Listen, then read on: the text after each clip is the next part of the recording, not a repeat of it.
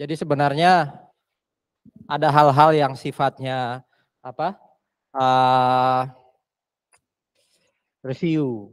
Nah, khusus yang bagian pajak nanti kita perdalam karena saya yakin kalau yang leasing, perpajakan, SPT maupun PPh badan nggak ada ya. Ada nggak yang bahas khusus di mata kuliah pajak tentang leasing? Atau PPN mungkin ada nggak? PPN ada nggak pembahasan itu? Saya yakin enggak dalam. Jadi untuk materi leasing saya yakin untuk pajaknya ya, ini hal yang bisa dibilang baru lah. Kecuali ada tipe-tipe yang pembelajar yang memang riset sampai ke peraturan-peraturan baru ya bisa jadi ini hal yang receh buat dia. Nah ini salah seorang petingginya apa nama dewan yang menghasilkan iFirst? Apa nama ininya? Bodinya? IASB. Makasih Glo. Ya kelihatan ya pembelajarnya ya. Ini salah satu tokoh IASB dia bilang gini, saya itu mimpi suatu saat saya mau naik pesawat terbang yang memang miliknya si maskapai. Artinya apa? Ya dia tahu ya praktiknya perusahaan penerbangan atau maskapai itu umumnya adalah pesawatnya bukan milik dia. Ya. Praktek bahwa aset yang ada di dalam atau aset secara fisik yang ada dalam perusahaan itu bukan milik kita itu sebenarnya sudah banyak. Petra memang sekarang belum, tapi ke depan harapannya bisa seperti itu. Saya mau mulai dari desktop atau laptop yang ada di Petra ya, buat pegawai atau buat praktikum, yaitu kami sedang cari upaya untuk leasing. Memang biayanya mahal, tapi tentu dia jangka panjang. Ya. Nah kalau perusahaan-perusahaan kayak konstruksi, penerbangan gitu ya, itu sudah umum tuh bahwa aset fisik yang dia gunakan untuk operasi itu bukan milik dia secara legal, ya. Nah, kita sama-sama tahu ini dua istilah yang muncul, ya, kalau kita bicara soal leasing atau sewa, ya, bahasa mudahnya itu sewa. Nah, leasing itu kalau kita lihat dari perusahaan, nah ini nggak bisa dipakai ya, dari perusahaan yang bermain ya di leasing. Sekali lagi ini sebenarnya bagian dari slide AKM 2. Itu pertama ada yang namanya independent leasing company. Jadi sebenarnya bicara leasing itu nggak hanya lessor dan lessee loh. Ya. Lessor itu bukan hanya mereka yang punya aset lalu disewain. Lessor itu lebih banyak adalah perusahaan pembiayaan. Paling gampang itu kalau beli kendaraan bermotor. Ya, saya beli dari showroom. Oke, saya beli dari showroom. Showroom itu bisa disebut sebagai supplier. Ya kan? Kalau saya beli cash kayak Anda secara umum ya pasti nggak ada istilah leasing. Tapi kalau saya belinya pakai kredit, nah di situ sama showroom kan ditanya, ini mau pakai bank mana? Nah bank mananya itu sebenarnya lessor. Paham ya? Jadi lessor itu perusahaan pembiayaan. Pembiayaan artinya apa? Makasih Pak. Ya dia bantu kita untuk bayar ke showroom. Dengan kata lain kita berhutang ke si lessor, ke bank, ya. Oke, jadi gitu ya. Jadi enggak semata-mata yang namanya lessor itu adalah pemilik aset, lessee itu nyewa dari lessor, enggak. Ya. Jadi istilah leasing secara bisnis yang sering kita dengar selama ini ya mungkin mainannya ada di independent leasing company di mana perusahaan-perusahaan yang punya aset itu sudah aman langsung dapat duit ya. Mereka yang pakai aset itu bayarnya ke bank, perusahaan pembiayaan ya yang namanya lessor. Supplier adalah pemilik aset secara legal. Ya. Mirip kayak juga apa KPR atau KPA kan? Kita kan nggak berhutang kepada developer, kita berhutangnya ke bank. Kalau belinya secara kredit. Ada lagi yang namanya captive lessor. Captive lessor itu mainnya di grup, holding udah. Jadi Astra saya ingat saya karena istri saya dulu bekerja di bawah grupnya Astra itu asetnya semua itu ya milik perusahaan lain tapi anak perusahaannya Astra. Jadi uangnya muter dalam satu grup sendiri. Mirip cara kerjanya dengan independent leasing company, tapi itu kerjanya dalam satu grup ya. Jadi lessornya itu mungkin Bank Permata ya.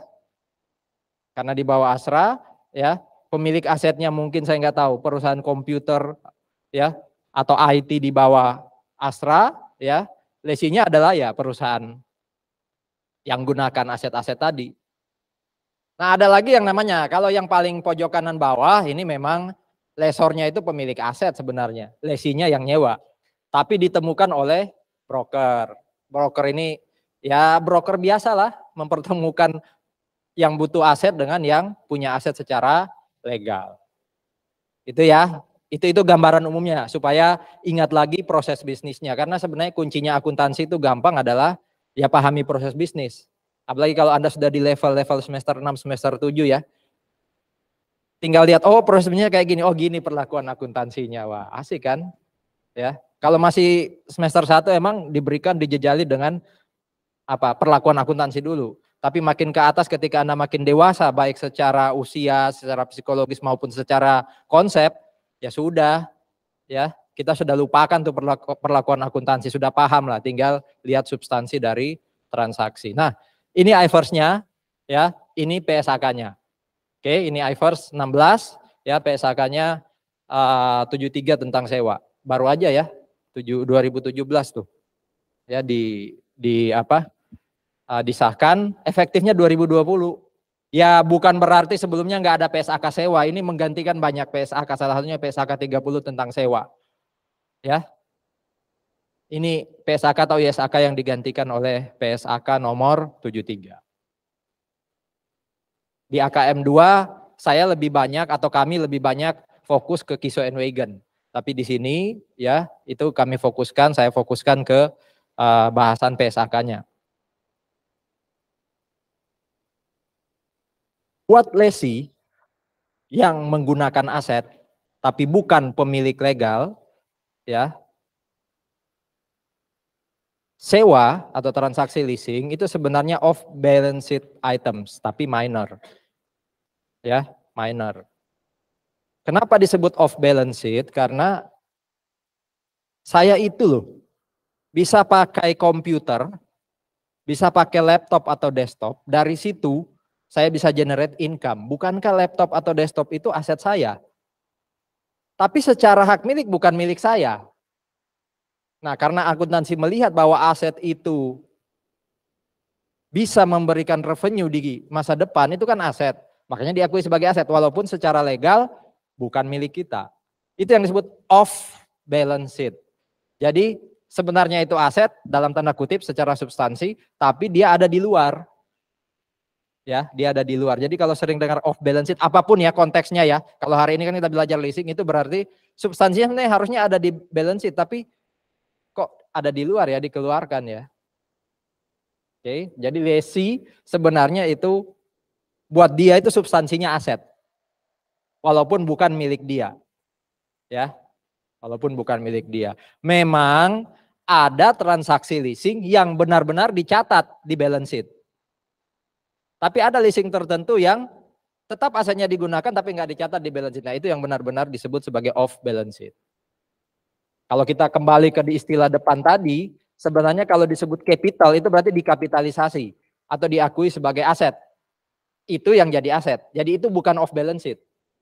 Berarti yang disebut off balance sheet itu sebenarnya adalah yang operating. Kalau operating itu Anda masih ingat kan waktu AKM saya sewa tapi saya hanya ngakuin sebagai prepaid, nanti akhir tahun jadi rent expense. Nggak ada aset di situ. Asetnya hanya prepaid expense, bukan aset yang saya pakai. Nah itu sekali lagi off balance sheet. Ya, jadi kata-kata ini lebih relate dengan operating lease. Semoga nyambung ya. Apa itu capital, apa itu operating, ya asumsinya sudah paham lah paling enggak. Nah, kalau disebut sewa pembiayaan, bahasa Inggrisnya finance lease, itu sebenarnya nama lain dari capital lease. Ya. Jadi kalau sewa pembiayaan atau finance lease, itu nama lain dari capital lease. Artinya sebenarnya defaultnya, setelan pabriknya, semua sewa itu harusnya sewa pembiayaan, harusnya capital lease. Kecuali ini. Ya. Berarti dua ini bukan capital lease. Istilahnya apa? operating lease. Sewa kayak apa yang bukan capital lease? Satu, kalau sewanya jangka pendek. Ya, kalau sewanya jangka pendek. Abaikan typonya ya. Saya terganggu kalau ada typo kadang langsung saya ganti. Ini kayaknya gambar jadi nggak bisa langsung saya ganti. Anda kalau nanya, kenapa Pak Agus nanya nama dan NRP ya waktu itu bikin grup? Karena saya nggak suka dalam grup saya ada yang cuma nomor tanpa ada nama. Agak-agak enggak sih, enggak OCD ya. Tapi saya cuma pengen ada kerapihan di kontak list saya. Bahkan nama itu kalau cuma Gloria itu saya enggak suka. Saya harus tahu nama belakangnya. Oh, Fangi. Saya catat lengkap. Makanya saya tanya, nama lengkapnya siapa? Ya. Ya bisa jadi itu disorder, tapi kan demi kebaikan. Kalau disordernya mengganggu baru Anda protes gitu ya. Makanya saya, ini sedikit cerita, itu kalau sekarang agak berkurang ya karena sudah tua gitu ya. Itu kalau ketemu angkatan lama, kalau saya hafal nama lengkapnya itu mereka merasa diapresiasi. Loh, masih ingat Pak ya? Bahkan sampai nama lengkapnya itu karena punya kebiasaan kayak tadi. Nah, itu turun ke anak saya yang cowok. Ya, anak saya yang cowok itu hafal nama lengkap semua temannya di kelas. Ya, rupanya ada sisi positif saya juga yang turun ke anak-anak ya. Oke. Jadi sewa jangka pendek itu bukan sewa pembiayaan, berarti itu adalah sewa operasi atau operating lease. Yang kedua adalah kalau sewa menyewanya lepas dari berapa lama jangka waktunya ya. Kalau jangka pendek berarti 1 tahun ke bawah. Kalau jangka waktunya 2 tahun, 3 tahun, 4 tahun, tapi yang disewakan itu aset bernilai rendah, itu juga bukan sewa pembiayaan. Oke, jadi kalau yang kiri itu nggak lihat berapa nilai asetnya, yang dilihat jangka sewanya atau termnya ya, list termnya. Kalau yang kanan nggak dilihat list termnya berapa lama, yang dilihat nominalnya. Dan ini bukan atau sih, bukan dan sih, ini atau. Nah, sewa jangka pendek ya biasalah ya, 12 bulan atau lebih pendek dan tidak ada hak opsi. Jadi bisa jadi kalau itu jangka pendek tapi ada hak opsi, ya dia tidak masuk di pengecualian. Bahasa hukumnya gitu ya. Kalau tidak masuk di pengecualian berarti dia sewa pembiayaan walaupun dia jangka pendek. Ya, walaupun dia jangka pendek. Jadi jangka pendek cuma 10 bulan tapi ada hak opsi. Oh, itu sewa pembiayaan. Berarti kalau sewa pembiayaan harus jadi aset. Kenapa? Ada yang bisa bantu? Teori AKM 2-nya. Ada yang bisa kasih pendapat?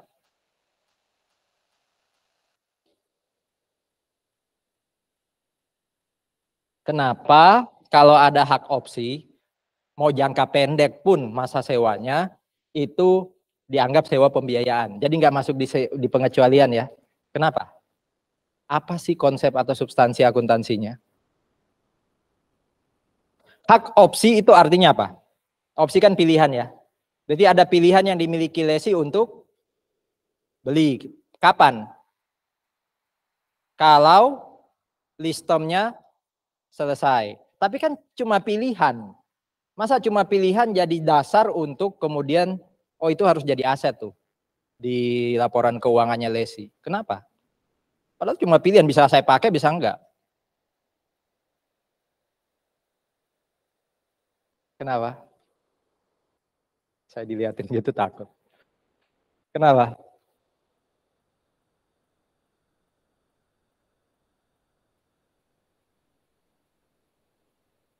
Masih ada ya foto-foto studio foto-foto kayak gitu. Ayo, ada yang bisa jawab nggak? Kenapa?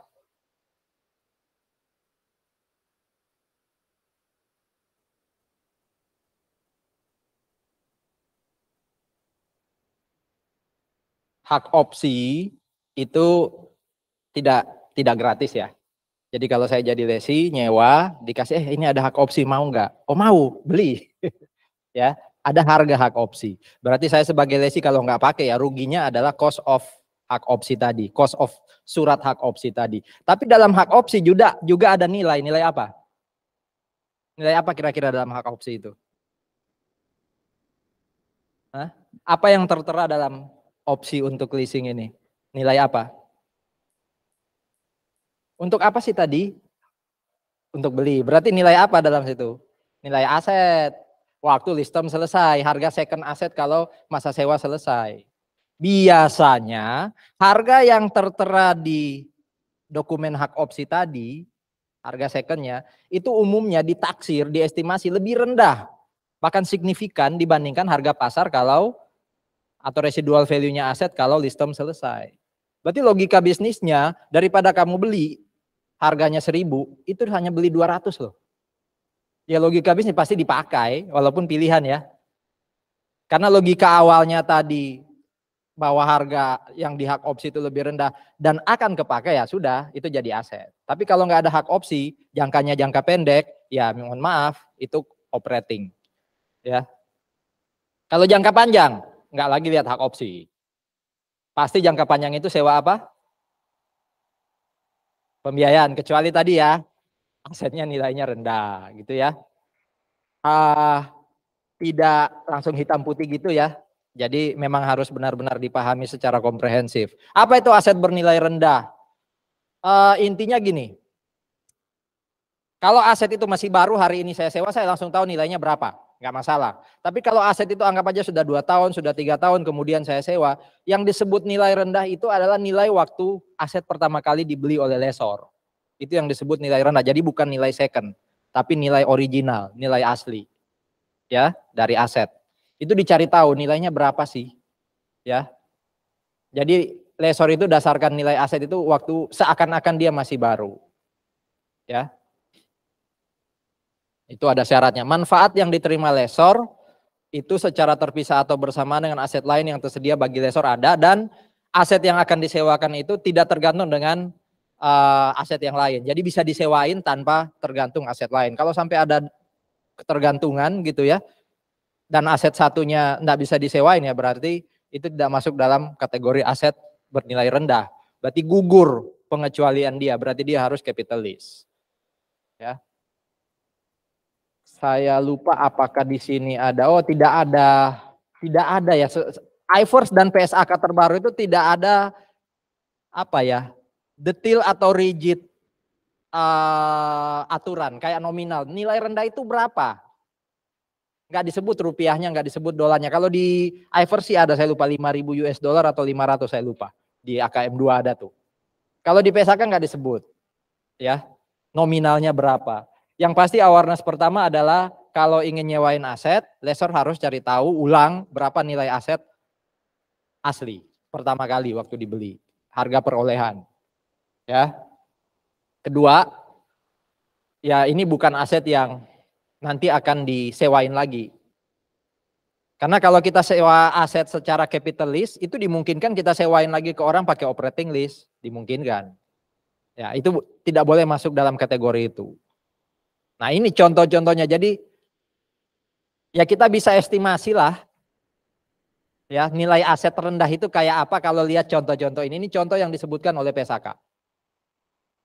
Ya, ini contoh yang disebutkan oleh PSAK.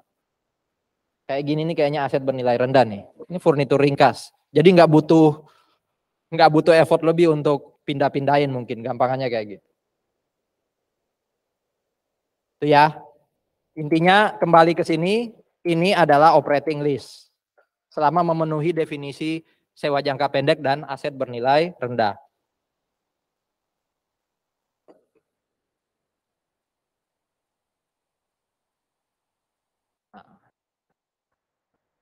Ada yang disebut identifying asset.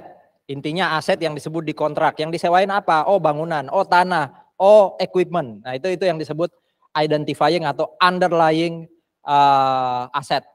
Ya, bisa dilihat ya syarat-syaratnya. Intinya ini aset yang disebutkan di kontrak. Ini sih pendekatannya apa? Amerika itu US GAAP, FSAB, tapi FASB, ya standar akuntansi Amerika dibuat oleh FASB itu pakai pendekatan kayak gini. Tapi kalau pendekatannya PSAK dan iFirst sih lebih ke arah substansi sekali lagi. Artinya gini, ini kayak SOP gitu ya. Apakah di kontrak itu ada identifying asset. Oh ya, kalau tidak ada pasti bukan PSHK 73, pasti bukan sewa ya kan? Logikanya gitu. Walaupun judul besarnya kontrak itu kontrak sewa, di dalamnya tidak jelas ada aset atau enggak. Oh, pasti itu bukan sewa. Jadi kita nggak perlu pusing tentang slide-slide ini, bukan PSHK 73. Tapi kalau ada, lihat apakah ada manfaat ekonomis buat lesi? Yang kayak tadi saya bilang, dengan gunain aset tadi di masa depan bisa masuk income enggak? Ya, kalau tidak juga dianggap bukan kontrak mengandung sewa. Ya mungkin hanya pinjam meminjam aset biasa, ya. Berikutnya, apakah lesi benar-benar punya kebebasan untuk pakai aset? Kalau enggak ya bukan kontrak sewa. Tapi kalau iya, nah itu kontrak mengandung sewa. Ya. Sewa apa? Pembiayaan atau operating? Kontrak mengandung sewa apa? Pembiayaan atau operating? Ya, setelan pabriknya tadi apa? Pembiayaan. Kecuali yang tadi ya bernilai rendah atau jangka pendek, itu operating, itu maksudnya. Jadi mirip pendekatannya US GAAP itu pakai US GAAP itu bahkan gini. Apakah aset yang disewakan itu present value-nya mirip fair value? 90% atau lebih. Kalau enggak itu operating. Kalau iya jalan lagi. Apakah lease term 75% dibandingkan useful life? Kalau enggak itu operating. Kalau iya jalan lagi. Ada hak opsi enggak gitu ya. Jadi ada tahapan-tahapan US GAAP untuk menentukan operating atau capital. Kalau PSAK kan gampang tadi. Ya, hanya dua itu yang enggak. Oke. Ini hanya cara untuk menentukan itu sewa atau bukan. Kalau dianggap sewa, pembiayaan. Ya. Itu pola berpikirnya. Ini hanya mau ngomongin gini. Saya sewain ruangan, tapi di dalamnya ada AC umpama. Ya. Mungkin terlalu inilah ya, maksudnya ini pasti nggak bisa dilepas kan. Anggap aja furnitur yang depan itu. Dia nggak sewa furnitur yang depan, non sewa istilahnya di sini. Ya. Nah, bagaimana caranya lesi untuk memisahkan komponen yang disewa dan yang non sewa ya? Diproporsional dong. Ya, masih ingat relatif stand alone price kayak beli 3 barang, harganya 100, 200, 300, tapi kita tawar, kita berhasil membeli 500. Masih ingat ya? Berapa harga barang 1, 2, 3 ya? 100 per 600 kali 500. Barang kedua 200 per 600 kali 500. Jadi diproporsionalkan berdasarkan harga pasarnya itu relatif stand alone price. Itu caranya misahin berapa nilai sewa yang aset yang dipakai dan aset yang nggak dipakai. Atau cara yang paling gampang ya dianggap satu aja. Ini komponen sewa juga nih furniturnya. Ini hanya tambahan informasi lah ya. Pengakuan awal ini jurnalnya. Satu yang perlu diingat, kita tidak sebagai lesi ya, kita tidak mengkapitalisasi asetnya. Aset identifying tadi, underlying aset. Jadi bukan equipmentnya yang kita debit sebagai lesi. Yang kita akui ini loh, hak untuk menggunakan aset. Ada nama hak namanya HGB ya kan? Kayak gitu loh. Itu yang kita akui sebagai aset. Jadi bukan building, bukan land.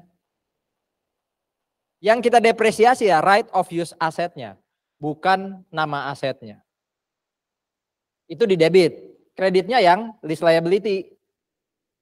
Ya, kreditnya itu lease liability. Nah, yang dikredit bisa termasuk prepaid rent expense kalau ada. Ya, seandainya ada pembayaran di depan sebelum transaksi itu benar-benar dok, itu bisa dikredit. Ya, bisa ditambah initial direct cost. Jadi biaya-biaya awal biaya yang terkait terkait sewa tapi dikeluarkan di awal. Mungkin ada estimasi kayak kasus yang kemarin saya berbeda pendapat dengan Glow. Biaya pembongkaran atau restorasi. Jadi sebelum disewa saya perbaiki dulu. Ya kan? Nanti kalau selesai sewa saya kembalikan ke kondisi awal itu restorasi. Nah, itu biayanya berapa itu ditambah ke lease liability. Ya. Dikurangi kalau dapat fasilitas sewa dari lessor. Intinya right of use asset to lease liability. Apa itu lease liability? Ya. Apa itu lease liability yang ditaruh di sisi apa?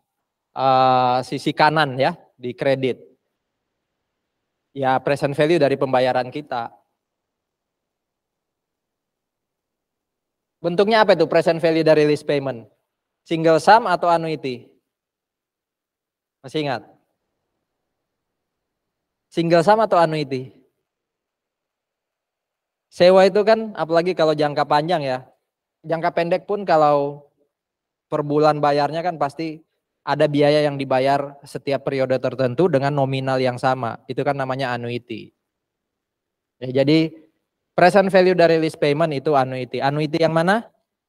AD atau OA?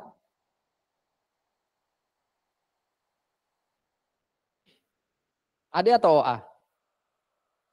OA. Anda masuk anak kos ya. Masuk kos itu bayar sewa itu untuk yang sudah Anda nikmati atau untuk yang akan Anda nikmati sebulan ke depan? Uang kos itu karena kita sudah lewat 1 bulan atau karena kita baru akan masuk 1 bulan? Sewa itu bayar di depan atau di belakang? Depan. Anuitas yang dihitung karena periode pembayarannya di depan itu AD atau OA? AD, itu diingat. OA itu biasanya diterapkan untuk kasus interest. Karena bunga itu baru bisa dihitung kalau sudah selesai 1 periode. Ya, walaupun ada soal-soal yang agak unik ya.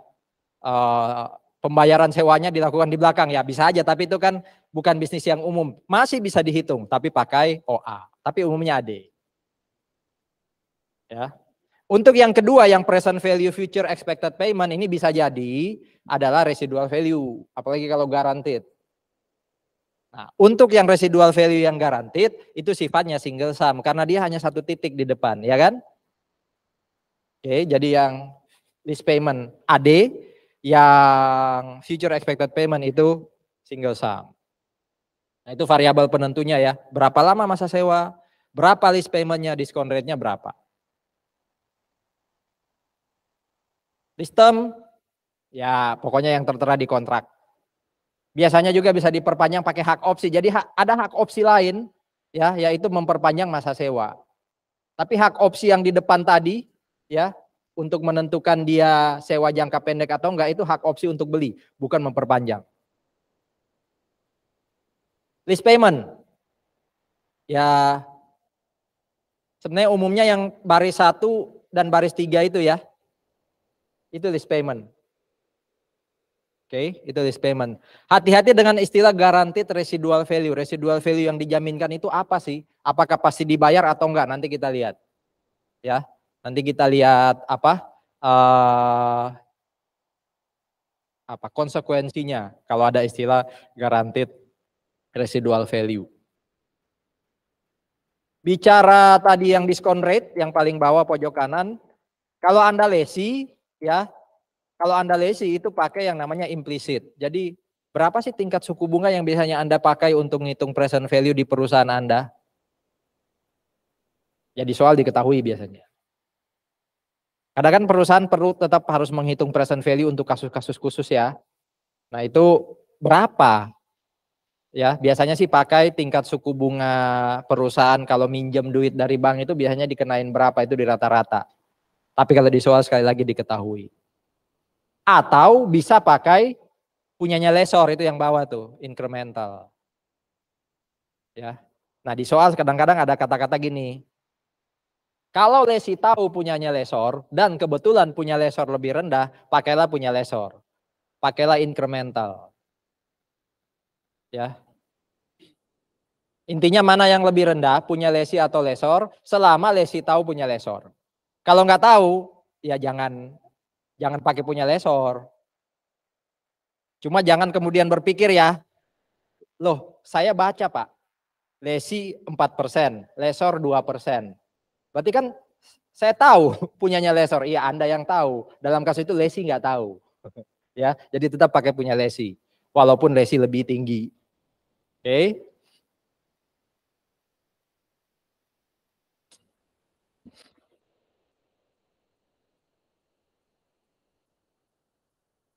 Nah, ini finance lease dan operating lease. Yang kita tahu finance lease umum itu hanya yang direct finance lease yang kayak tadi. Yang apa? Ya sewa menyewa biasa. Sebenarnya ada tiga loh tipe leasing itu karena direct finance lease hanya salah satu bagian dari finance lease. Ada yang namanya sales type lease. Masih ingat apa itu sales type lease? Namanya aja langsung diartikan secara harafiah. Literally. Intinya itu sebenarnya jualan barang. Tapi pakai skema leasing. Kalau saya mungkin perlu diperdalam lagi ya pembacaan teorinya atau risetnya. Kalau saya sih kasih istilah gini, bisa jadi dia kesulitan kalau pakai mekanisme jual beli langsung. Barangnya nggak semenarik itu untuk dijual. Alat berat, ya kan? Pesawat. Anda sekaya apapun beli pesawat nggak ada tempat parkir gitu kan? Bayar biaya sewa di bandara kan juga ini. Nah, ini adalah barang yang dijual tidak menarik, akhirnya dileasingkan, tapi dianggap sebagai penjualan karena akan lepas. Makanya sales type lease. Nah, ciri teknisnya, ciri akuntansinya adalah ada perbedaan antara harga beli dengan nilai leasing. Ya kayak jualan kan, ada perbedaan antara COGS dan sales revenue.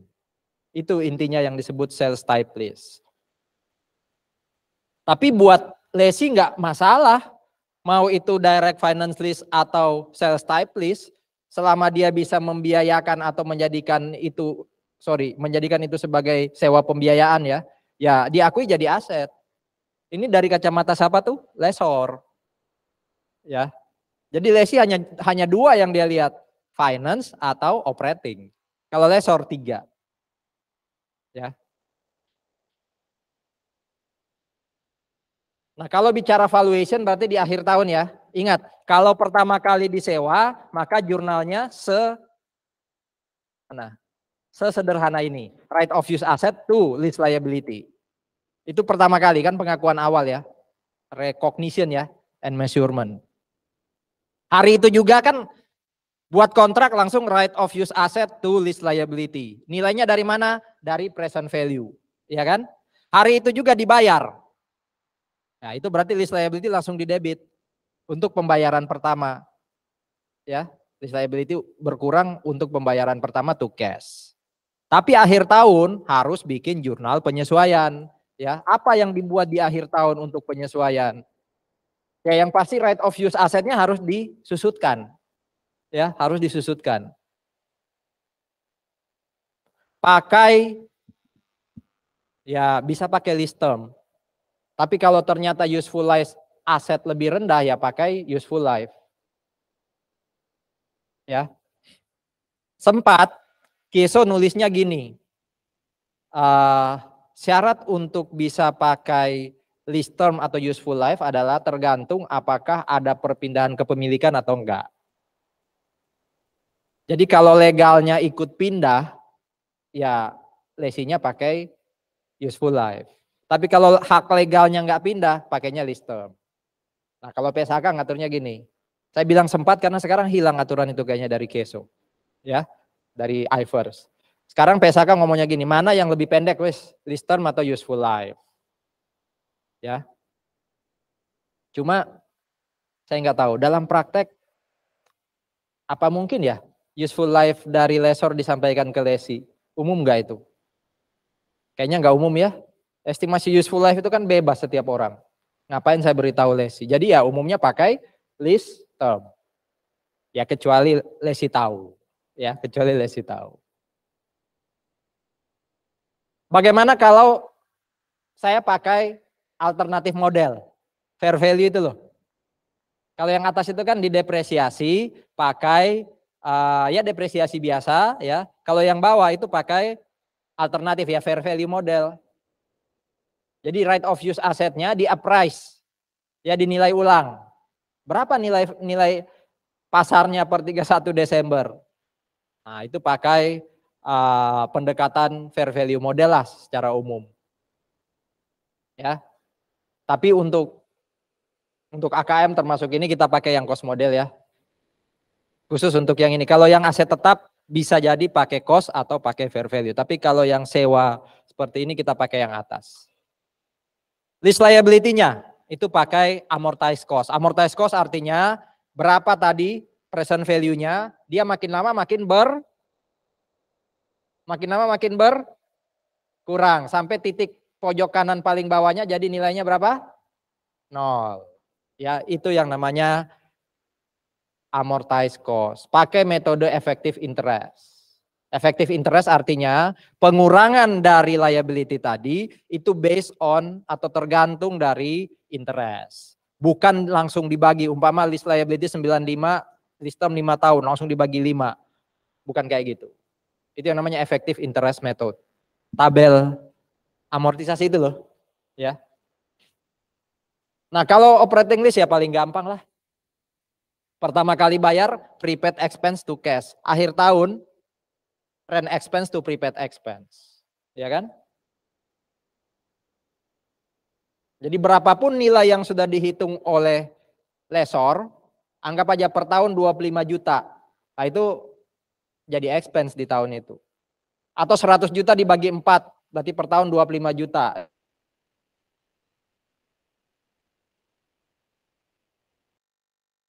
Jadi expense. Kita lihat dulu ya. Semoga masih ingat ilustrasi ini.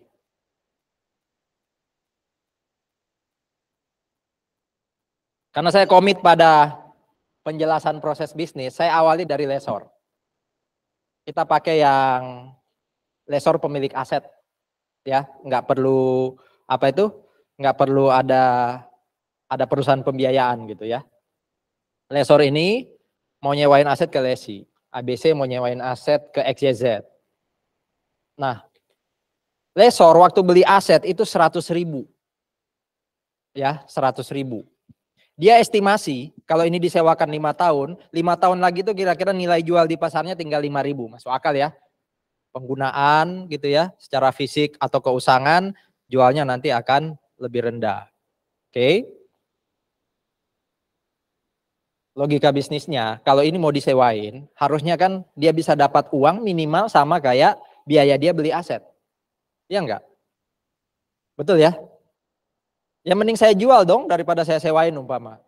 Kalau ternyata hitungan saya untuk sewa lebih rendah saya dapat. Nah makanya dia coba hitung sekarang. Gimana caranya 100.000 dan 5.000 itu dikonversi menjadi nilai sewa. Kalau Kiso itu pasti pertama langsung dari lesi. Lesi sudah langsung tahu berapa nilai sewa. Kalau ini saya balik. Tetap ini dari Kiso, tapi slide belakang saya kedepankan. Jadi seakan-akan kita lessor yang pengen nyewain aset, tapi kita mau estimasi berapa yang harus saya charge ke lesi. Walaupun residual value-nya 5.000, di situ diharapkan nanti akan bisa dapat residual value yang lebih tinggi nanti akhir 5 tahun. Tidak ada opsi perpanjangan, nanti equipment dikembalikan ke lessor, ya, berarti tidak ada transfer kepemilikan ya, secara legal. Punyanya ABC itu 4%, soalnya saya kebalik tadi. Implicit rate itu dari kacamatanya lesi itu adalah punyanya lessor, makanya disebut implicit.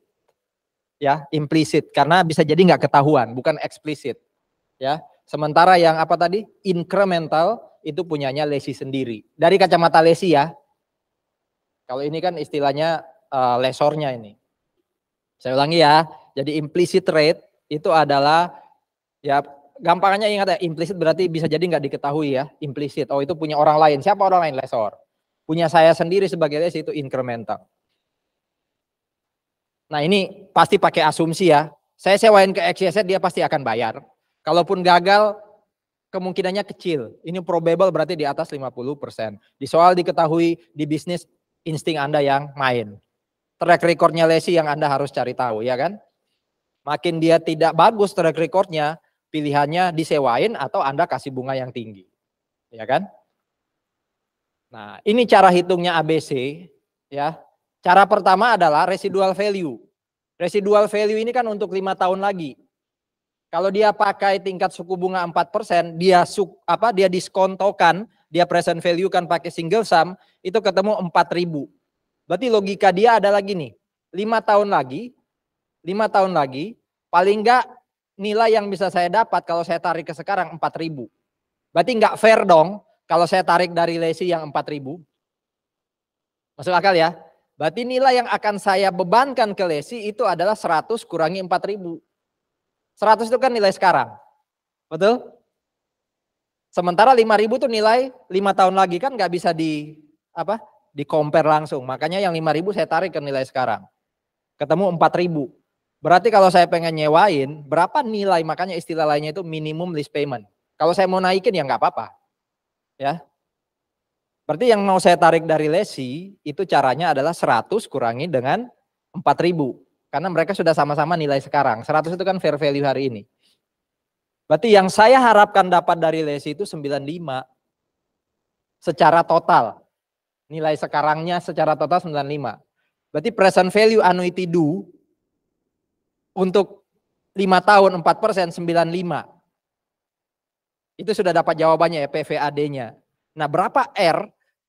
Berapakah pembayaran tiap tahun yang dilakukan lesi? Kalau saya tahu present value faktornya yang 4, R kali X. X itu present value factor.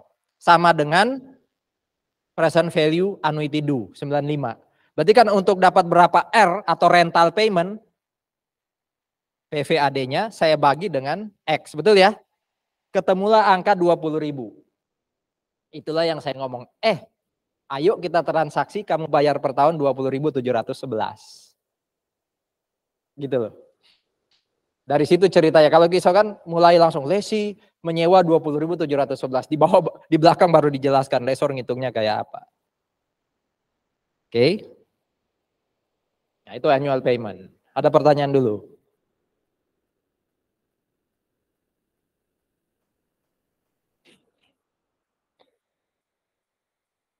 Ini bisa dipakai untuk banyak macam transaksi sih. Saya mau minjamin uang ke orang, nanti saya kenain bunga berapa ya, cara-cara berpikir kayak gini bisa dipakai. Bukan hanya untuk sewa. Oke. Berarti sekarang kan lesi udah tahu ya, dia harus bayar berapa kan? Apakah lesi tahu 100.000? Lesi tahu nggak 100.000? Bisnis kan nggak mungkin saya ngasih tahu. Aku beli itu 100.000 loh. Ya. Lesi harus nyari tahu sendiri berapa harga pasar dari barang ini. Ya, nanti dia harus bandingin. Kalau saya present value, harga pasarnya lebih rendah, berarti present value-nya saya nggak pakai, yang saya pakai harga pasar. Tapi harga pasar yang lesi punya, itu bukan harga pasar yang diomongin sama lesor, harganya 100.000 ya, nggak kayak gitu. Oke, ini ya, akhirnya lesor selesai, nah lesor ngitung. Ya, lesor ngitung, atau menjurnal kayak ini. Intinya dari sisi lesor, ya, dari sisi lesor, ada piutang, tapi aset yang disewakan, identifying aset atau underlying aset itu harus dihapus.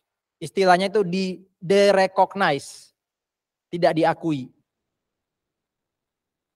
Karena kalau masih ada, logikanya harus disusutkan gitu. Padahal kan enggak, ini ada di tempat lain, saya enggak pakai. Makanya dia di de-recognize dari laporan keuangan. Nanti balik-balik ke kita, kalau memang itu balik, tidak dibeli oleh lesi, ya equipment, ya sebesar apa? Fair value, residual value nanti kalau lease term selesai. Hari itu juga lease receivable berkurang. Ya, hari itu juga lease receivable berkurang sejumlah yang dibayar oleh lesi.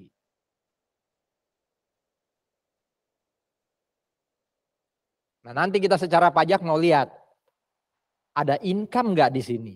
Secara akuntansi nggak ada ya? Ada income nggak di sini? Nggak ada kan? Apakah ada income di pajak? Itu yang nanti ujungnya sebenarnya mau kita lihat.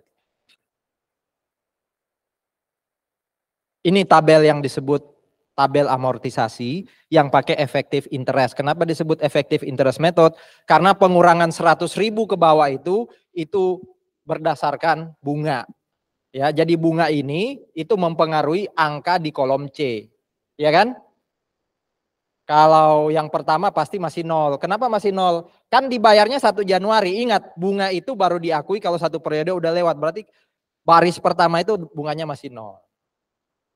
Baris kedua itu yang berapa tuh? 3171 itu sebenarnya bunga dari 1 Januari 19 sampai 31 Desember 19. Ngitungnya gimana B itu? B itu adalah dari tadi implicit rate-nya lesor 4%, ya, lalu diagonalkan ke 79. Kalau ini kan harusnya 4% kali 100 ya, tapi karena ini baru 1 Januari belum ada bunga masih 0. Ini adalah dari 79, demikian seterusnya. Nah kolom C gimana sekali lagi? A kurangi B, itu ketemu C. Nah, kolom D, pojok kanan atas itu adalah harga aset, ya fair value-nya. Makin berkurang ke 0 berdasarkan kolom C. Jadi diagonal juga 100 kurang 20 dan seterusnya. 5.000 tadi itu apa? Residual value. Ya. Jangan salah tangkap ya. Itu harusnya judul yang tepat di atas ini bukan annual lease payment saja, tapi annual lease payment plus residual value. Karena sebenarnya kita nggak terima 5.000 dari lesi nanti. Belum tentu kita terima 5.000 walaupun guaranteed. Kalau ternyata lesi itu berhasil memelihara aset dengan baik sehingga waktu lease term selesai nilainya 6.000, nilainya 7.000, kan saya untung, ngapain saya minta lesi bayar? Berarti nggak mesti ada penerimaan cash 5.000. Jadi sebenarnya itu annual lease payment plus residual value. Tapi 2711 itu benar-benar cash yang kita terima. Ya. Nah, khusus untuk baris terakhir,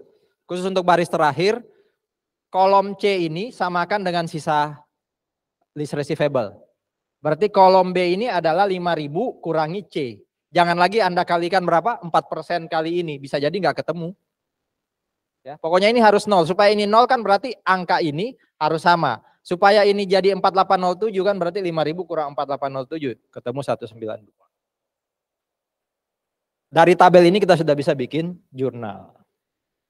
Kolom C itu judulnya interest on lease receivable. Diakuinya jadi apa oleh lessor? Apa nama akunnya kolom B itu buat lessor?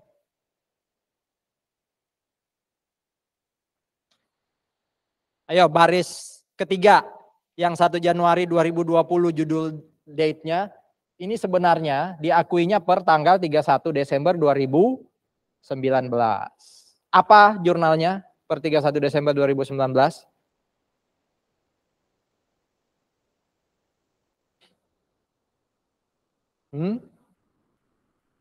Apa keterima cash? Belum.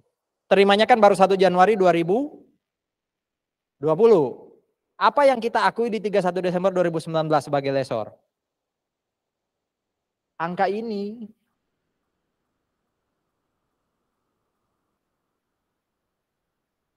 Apa debit apa kreditnya?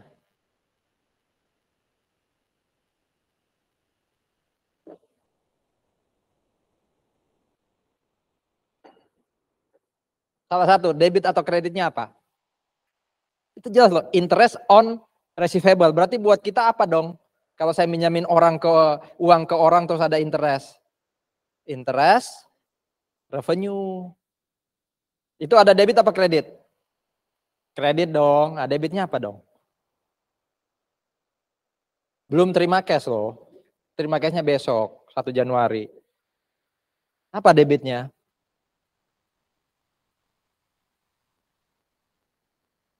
Interest receivable. Nah ini untuk diingat, ini langsung diakui sebagai lease receivable. Ini kayak nambah lease receivable. Kalau dilihat di sini kan lease receivable seakan-akan berkurang 17 ya. Dengan tambah jadi 3.000, nominalnya jadi berapa? 2711 kan? Jadi waktu ada, itu receivable betul, tapi bukan interest. Itu lease receivable. Makanya besok 1 Januari jurnalnya apa, Vel? Waktu dibayar 2711 sama si lesi. Cash to lease receivable berapa? Bukan 17.539, tapi berapa? Ya 2711. Jadi jurnal yang 1 Januari 19 yang bawah itu sama terus. Tiap 1 Januari 2020 kayak gitu jurnalnya, 2021 kayak gitu jurnalnya. Jadi bukan kolom list receivable yang ada di sisi apa? Di sisi kredit tiap tahun, melainkan kolom annual list payment. dibaca lagi. Tapi yang mau saya jelaskan apa? Interest kita kan interest revenue. Kena pajak enggak? Itu intinya. Kalau kena pajak kira-kira pajak apa? Kalau kena PPh kira-kira PPh apa? Sewa itu PPh apa? 23. Apakah ada lagi sewa PPh lain selain 23? Final. Apakah betul? Kalau kita bicara sewa, padahal itu kan bukan sewa, itu apa? Interest. Interest 23. Apa betul kena 23 itu yang nanti mau kita bahas. Ada pertanyaan?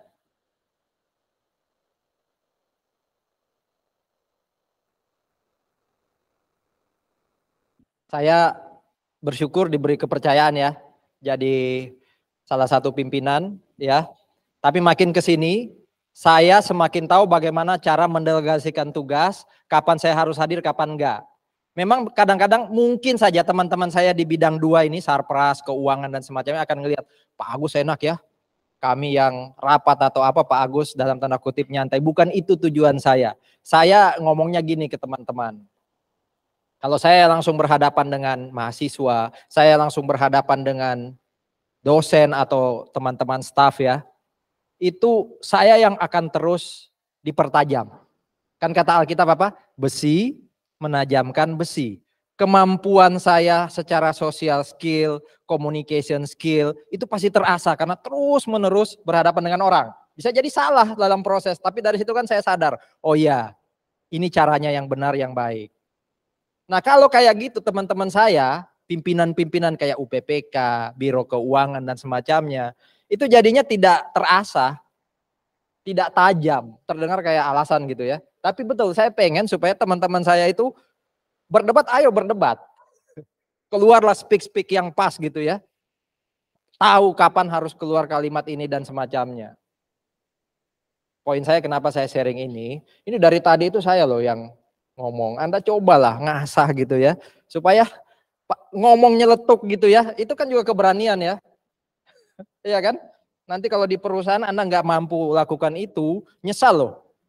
Ya, bisa jadi orang yang mampu jawab itu jadi salah satu indikator untuk naik pangkat karena keras loh dunia usaha itu keras. Ya. Perlu narsis yang positif dalam tanda kutip. Ya. Makanya saya bilang juga ke teman-teman saya, kalau selesai satu proyek ya, viralkan. Masukkan ke IG, sampaikan itu ke MRD, ke marketing, ya muat itu diviralkan. Jim viralkan, bis viralkan gitu. Bukan sombong, ya sombong itu kalau saya nggak melakukan apa-apa, ngomong saya yang buat, ini kita yang buat loh. Apakah mengatakan kebenaran itu sombong? Kan enggak, ya kan? Nah Anda juga coba latih diri untuk, ya salah satunya aktif lah. Ya, apa terlalu dingin? Atau sudah mau liburan gitu ya. Karena kalau saya terus yang gini, saya jadi tambah pinter, ya. Jadi mikir lagi, oh tadi saya salah implisit dan apa increment itu saya tahu yang berproses, ya. Saya senang kok, semua dosen senang kalau kemarin apa menang lomba, publikasinya dimuat di jurnal atau apa, nilainya bagus, ya. Nggak pernah ada dalam pikiran saya, jadikan mahasiswamu itu member tetap UK Petra sehingga uang kuliah terjamin pembayaran, nggak pernah ada pikiran saya. Anda cepat lulus itu kami bersyukur kok. Ya. Oke, lanjut ya. Itu tadi curcol lah. Nah, ini kan si lesor sudah ngasih tahu kan 2711. Nah, lesi sekarang Anda jadi lesi. Gimana tuh akuntannya lesi mencatat? Apakah akuntannya lesi akan pasti 100.000? Pasti 100.000 atau enggak? Ya, kita lihat kasusnya. Berapa tadi implicit rate-nya ABC? 4. Kalau punyanya lesi di sini 5%. Ya, punya lesi di sini 5%. Nah, di sini menurut soal SCC tahu punyanya lesor. Tapi kalau nggak tahu dia pakai 5%. Itu yang harus aware. Apalagi yang kira-kira harus aware. Nah, 5.000 itu guaranteed.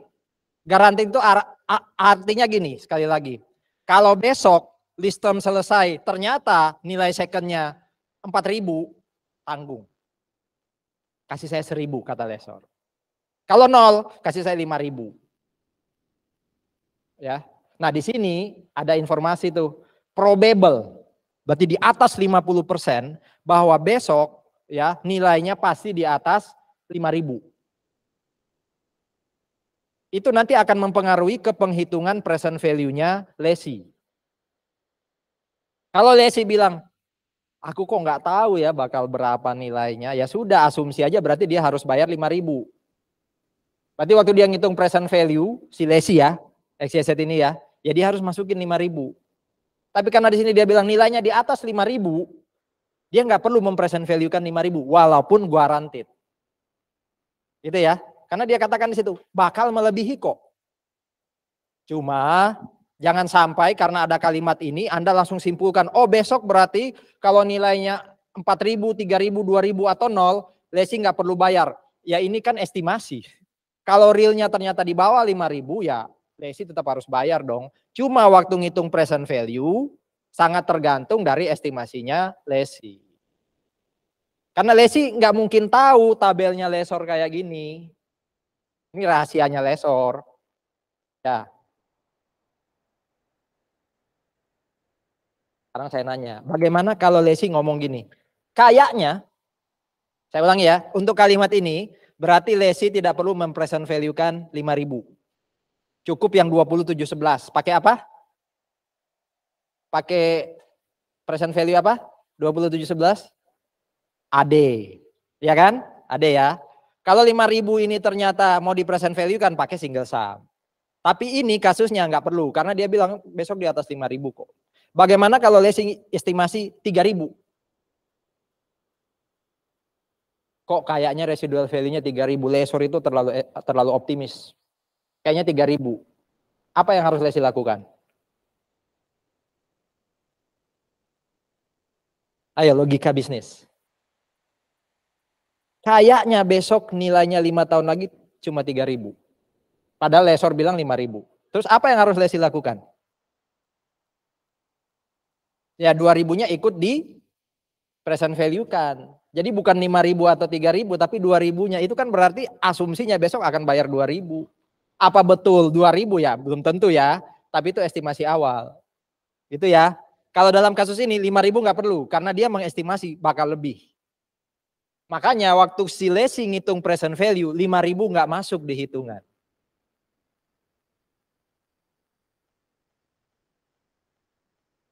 Beda ya. Nilai aset yang diakui oleh si lesi atau nilai liability yang diakui oleh si lesi dengan nilai receivable yang diakui lessor, betul? Bisa aja beda kayak gitu karena memang nggak saling tahu, informasinya nggak saling tahu. Loh Pak, lessor kok ada 5.000 di akhir? Kan lesi tadi tidak memperhitungkan, makanya saya bilang ini belum tentu cash. Ya, bahkan kalau asumsi nilai pasarnya besok 6.000 kan nggak dapat uang 5.000 dia. Jadi ini bukan cash ini, ya. Itu bukan cash. Itu residual value. Nah, ini tabelnya lesi. Nggak ada 5.000 kan di bawah. Tapi kalau tadi ya saya bilang dia estimasi 3.000 ya, berarti di sini 95 ya, 95 harus ditambahkan dengan present value 2.000. Gimana ngitung present value 2.000? 2.000 kali present value yang single sum. 5-4%. Jadi 95 plus present value 2.000 ya. 5 tahun 4%. Berapa faktornya? Itu ditambah dengan 95. Itulah yang nanti akan masuk di pojok kanan atas tabel ini. Oh, 0 Pak. Ya kalau 0 berarti 5.000 ikut di present value kan. Kalau 5.000 ikut di present value kan logikanya yang pojok kanan atas berapa? Masuk nggak logika Anda? Kalau dia katakan, oh bukan 5.000, kayaknya nilai residunya pas akhir list term itu 0. Berarti kan logikanya dia harus bayar 5.000 ya. Kalau 5.000 ikut di present value kan berapa pojok kanan atasnya lesi? Ya sama kayak punya lessor berapa? 100.000. Gitu ya. Saya kok lebih jelas sekarang Pak dibanding AKM 2. Itu normal. Ya kan, makin dipertajam ya kita makin bagus ya. Jangan tambah sekarang malah tambah gak jelas, itu salah saya. Ya. Karena ngapain saya ngajar gitu. Bukan salah Anda. Kalau Pak Agus nggak pernah ngajar kan saya nggak paham. Berarti bukan salah saya, salah Pak Agus. Gitu ya, konsepnya gitu. Ada pertanyaan dulu. Balik dikit ke sini. Ini kan punyanya Lesor ya. Ketemu 2711. Seandainya itu sewanya sewa operasi. Apa yang terjadi? Kan tetap dihitung present value. Lesor itu mau ngitung ini, mau itu sewa pembiayaan atau sewa operasi. Lesor tetap ngitung ini. Kemudian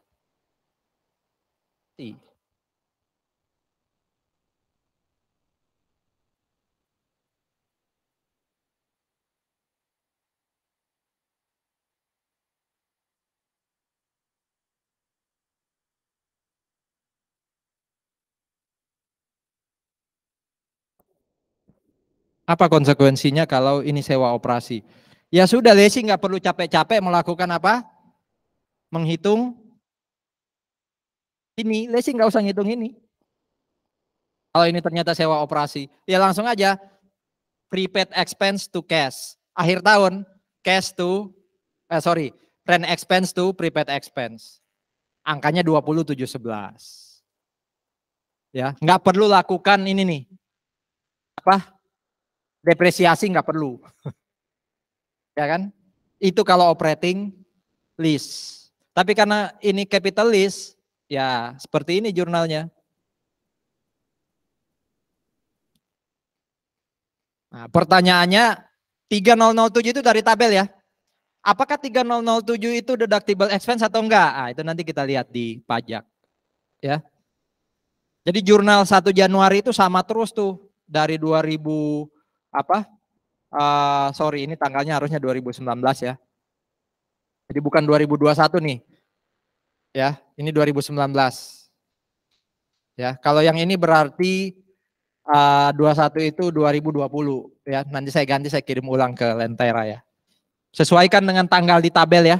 Sesuaikan dengan tanggal di tabel. Nah, Lesi menyusutkan asetnya. Tapi ingat yang disusutkan bukan nama asetnya melainkan right of use asset. Jadi bukan equipmentnya. Berarti equipment ini ada di mana dong?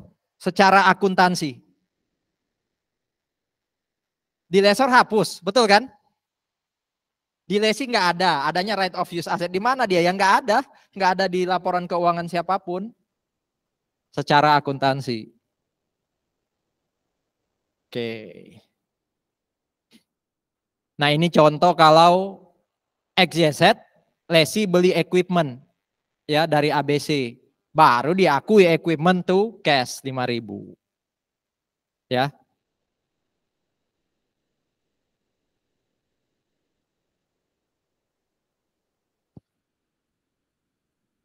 Bagaimana pajaknya? Ada pertanyaan dulu.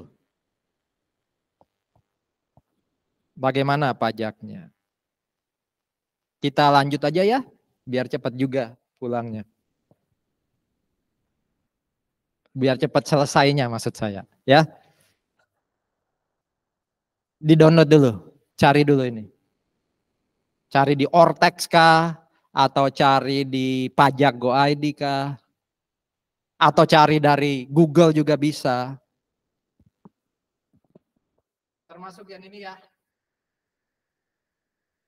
Ada di slide ya. Jadi ini 1169 KMK 448 sama ada di belakang yang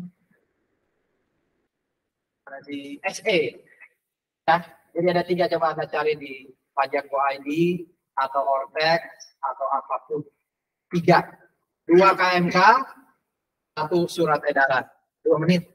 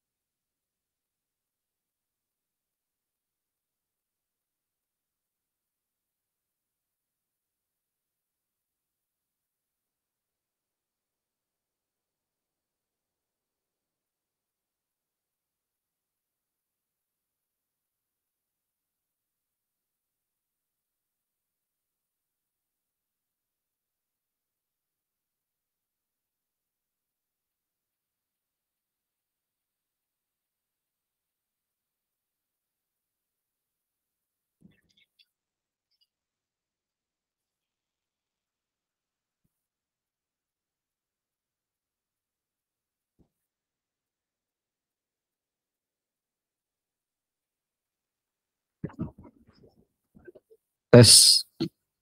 Oke.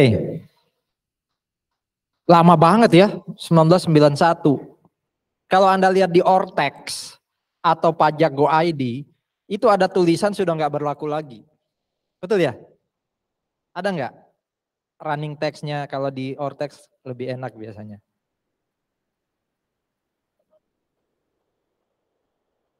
Justru 448 nggak berlaku. Tapi kalau nanti saya lihatin ya, kalau cari dari tempat lain itu bilang ini yang nggak berlaku. Masalahnya dicari-cari, ini nggak ada peraturan penggantinya. Ya, nanti saya lihatin. Ya, nanti saya lihatin pembuktian bahwa ini sebenarnya masih ada. Walaupun sudah sangat jadul. Ini berarti ya catatan buat teman-teman DJP ya. Perbaiki ini dong. Ya, usang. Ya, usang. Ini saya dapat dari detail peraturannya. Oh sorry, Kementerian Keuangan. Di sini kata-katanya, Anda lihat di slide ya. Apa kata-katanya di situ? Diubah. Kata-kata diubah itu berarti masih berlaku nggak? Masih, bukan digantikan.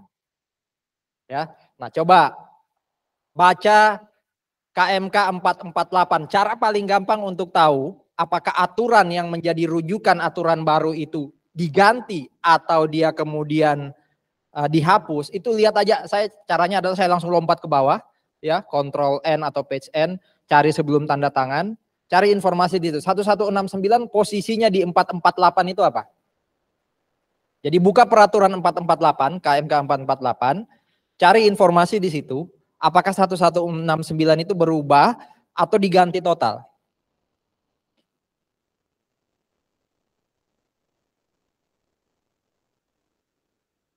Paling bawah. Ini 448 ya. Nah, cari paling bawah. Terus ke bawah, menjelang penutup. Nah, cari ada nggak kata-kata di situ tentang 1169. Nah itu, pasal 47. Apa kata-katanya? Menghapus atau apa? Apa itu bahasanya, Fel?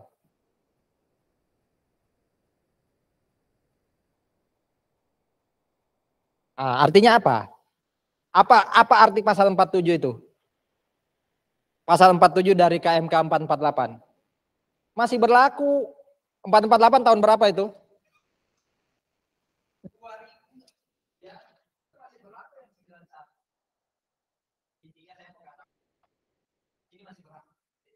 Mau dia usaha apakah itu masih berlaku secara legal. Jadi patokan kita itu ya aturan ini untuk leasing.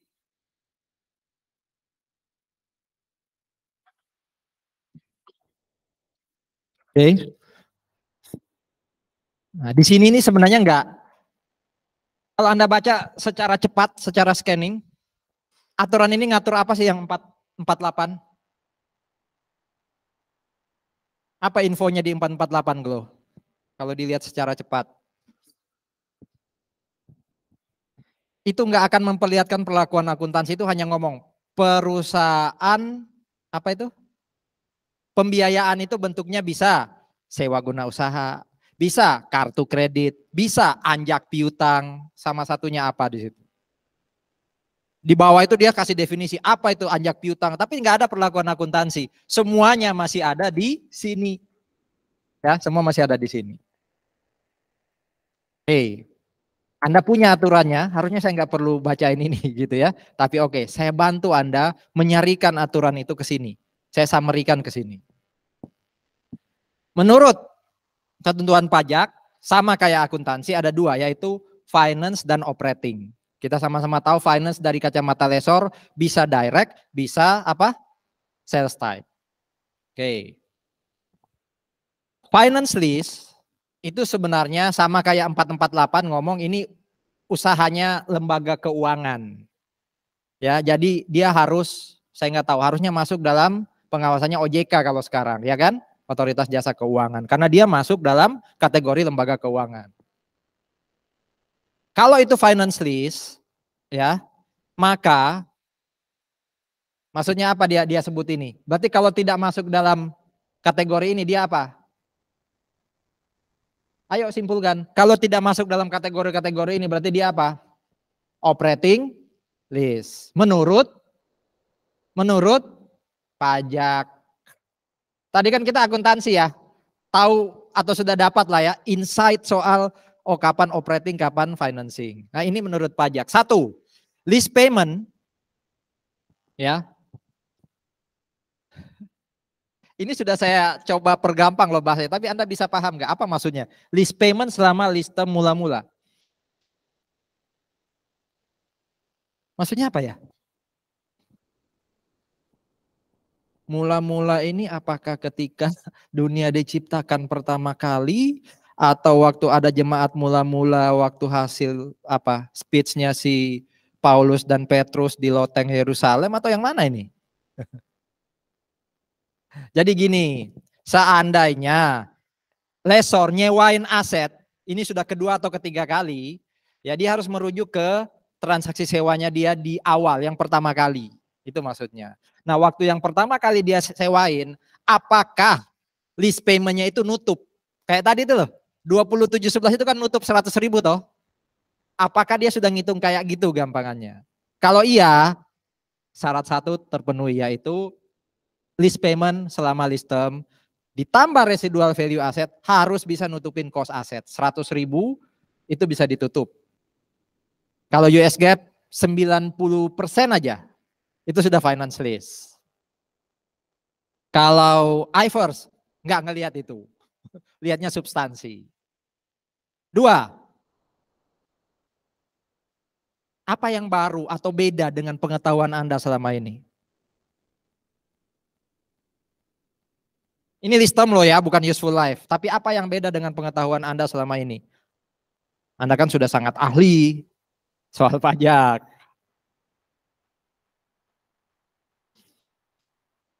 Undang-undang pajak terbaru itu sebutnya apa sih? Golongan, kelompok, atau klasifikasi atau apa itu untuk aset-aset yang akan didepresiasi?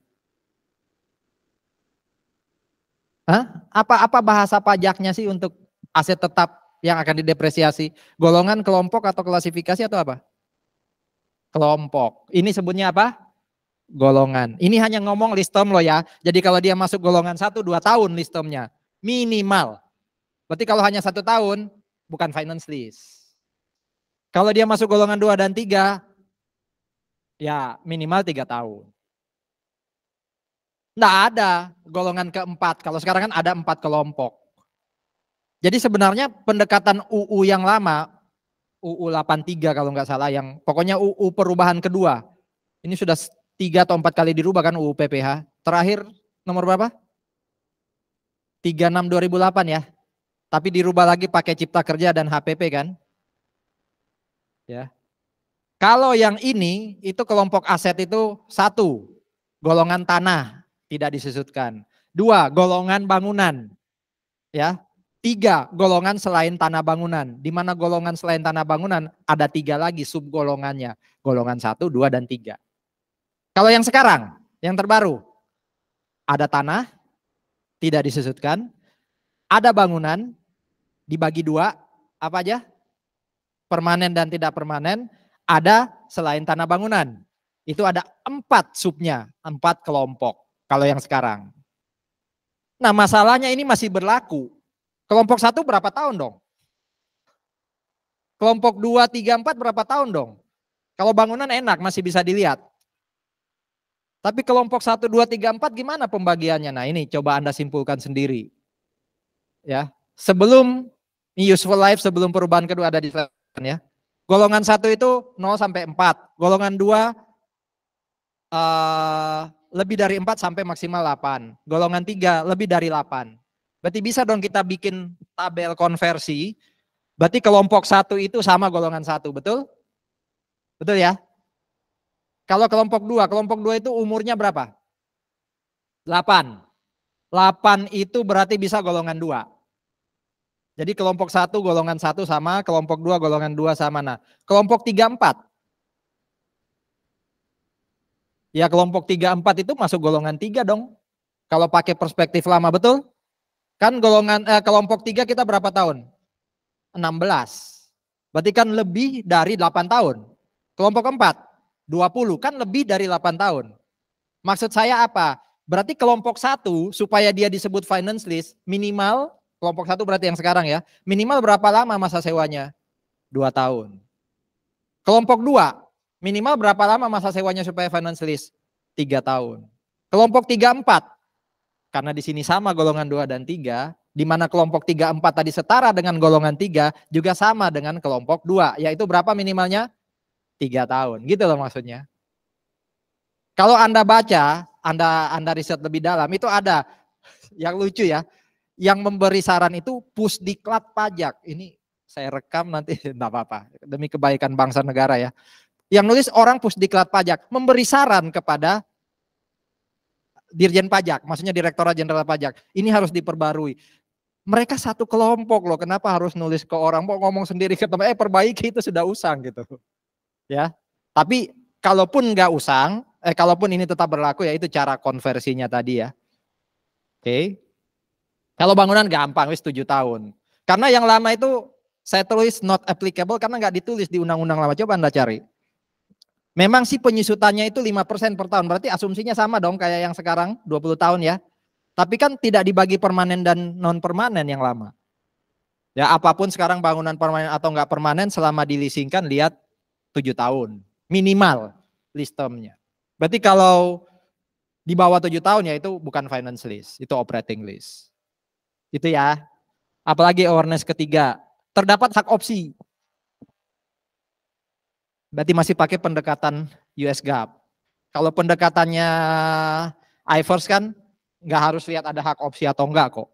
Tapi kalau ada hak opsi, udah paten tuh, pasti finance lease gitu. Gampangannya kayak gitu. Kan tadi persyaratan operating atau finance itu hanya dilihat 2 tadi. Apa? Nilai rendah atau lease term. Itu aja. Nggak ada syarat hak opsi. Pajak masih ada ini.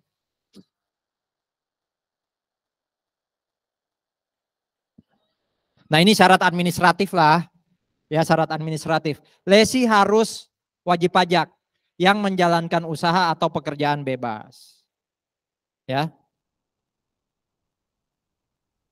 Kira-kira kalau bukan wajib pajak nyewa, apa yang terjadi?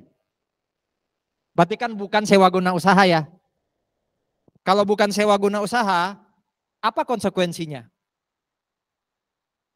Umpama Anda lesor, sewain ke saya, punya NPWP sih, tapi tidak melakukan usaha, saya karyawan.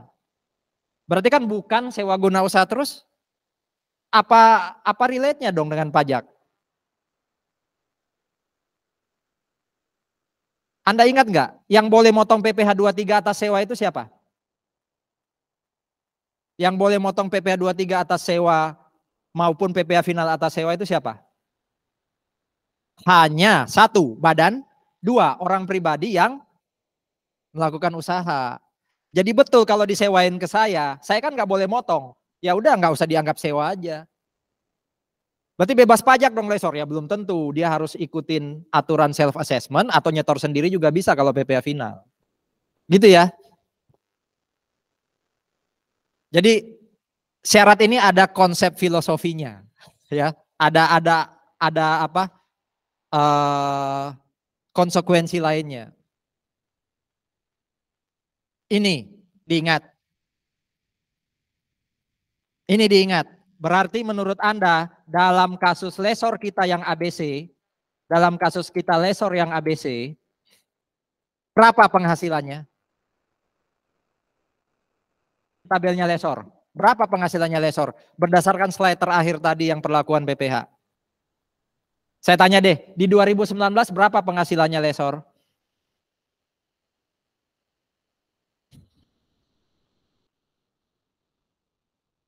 Berapa? 3.000, berarti yang 3171. Pendapat lain? Bukan 2711 ya? 2711 itu istilahnya apa? Lease payment. 3171 itu apa? Interest revenue. Nah, kita balik ke slide tadi. Apa kata-katanya? Objek buat lesor adalah imbalan jasa. Terima kasih lesor, saya bisa pakai asetmu. Makanya saya kasih kamu apa? Kalau saya kasih kamu 2711 itu kan memang kayak kembaliin modalnya lesor kan, nggak ada cuan yang dia dapat. Cuan yang dia dapat dari mana? Interest. Jadi penghasilannya lesor itu adalah interest revenue. Di tabel tadi itu 3171 atau berapa tuh per tahun beda-beda. Itu pertama, ada pertanyaan.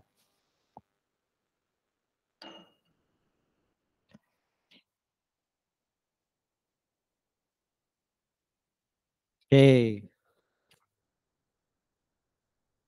Dipotong apa sama lesi ya, kita lihat nanti. Yang pasti buat lesor itu imbalan. Berarti kalau lesi nggak potong, akhir tahun jadi self assessment kan? Ya. Apa katanya? Lesor apa? Hello. Tidak boleh mendepresiasi. Karena logikanya tadi kan memang equipmentnya lepas kan ya? Apa yang mau didepresiasi? Ya. Paham? Oke. Cadangan kerugian piutang. Gampang 2,5%. Yang disebut rata-rata itu apa? Di sini berapa rata-ratanya?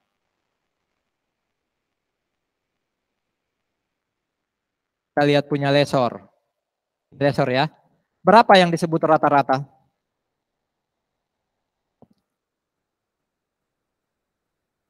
2,5% kali berapa?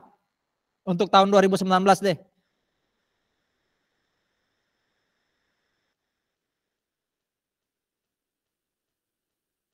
Berapa rata-rata? Ya dibaca tuh aturannya. Ada di aturan itu.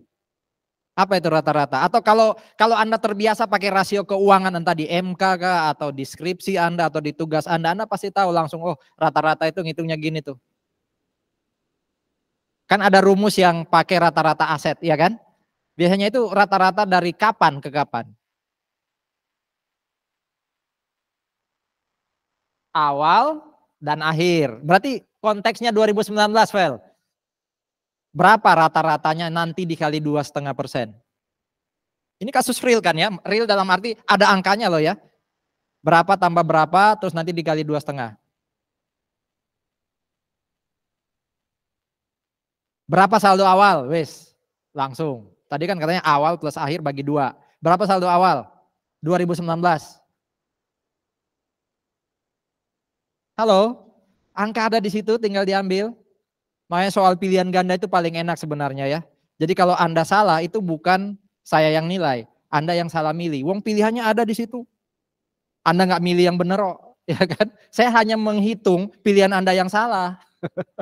Itu angkanya ada di situ. Berapa? Enggak, berapa tambah berapa aja biar jelas. Nanti hasilnya kan bisa dihitung sendiri. Berapa tambah berapa bagi 2. Katanya awal plus akhir bagi 2. Awal berapa? 2019. 0.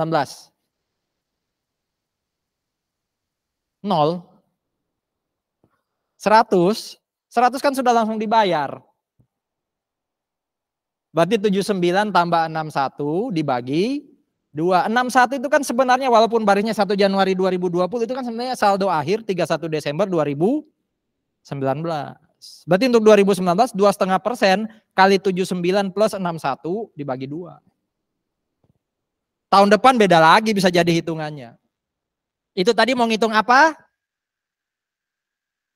Cadangan kerugian piutang. Ya betul, ngitung rata-rata untuk dikalikan 2,5 supaya kita ketemu cadangan kerugian piutang. Jadi cadangan itu boleh dipajak, salah satunya untuk perusahaan pembiayaan. Spesifik lagi untuk perusahaan apa? Sewa guna usaha atau leasing. Kalau bank, kayaknya tempo hari saya pernah sampaikan ya, bagaimana ngitung cadangan kerugian piutang kalau bank, ada kredit lancar dan semacamnya. Saudara-saudara, saya pastikan ya, amunisi Anda lengkap kalau lulus nanti. Anda masuk konsultan pajak, nggak usah lihat aturan, slide-slide dosen itu dibuka. Ya, kecuali memang nggak sempat ditulis di itu ya, di mana di slide. Saya mungkin pernah cerita, malum ya sudah tua, orang salah satu ciri orang tua itu apa, ceritanya bisa jadi diulang-ulang gitu ya. Mungkin saya pernah cerita, kakak kelas Anda kalau ikut USKP, dulu masih zaman onsite, itu bawanya apa? Ya slide-slide yang dia dapat dari dosen dulu. Saya pernah datang gitu ke gedung P biasanya, karena di situ gedung P banyak meja besar ya untuk studio. Datang, slide saya ada. Iya Pak, ini cara saya belajar. Dan puji Tuhan lulus. Itu kan cara pinter ya, bukan harus kerja keras, tapi cara smart. Ya jadi dia cari summary aja yang kayak gini kan sudah summary. Ya, disimpan. Apalagi sudah zaman digital lebih gampang simpannya di cloud ya kan.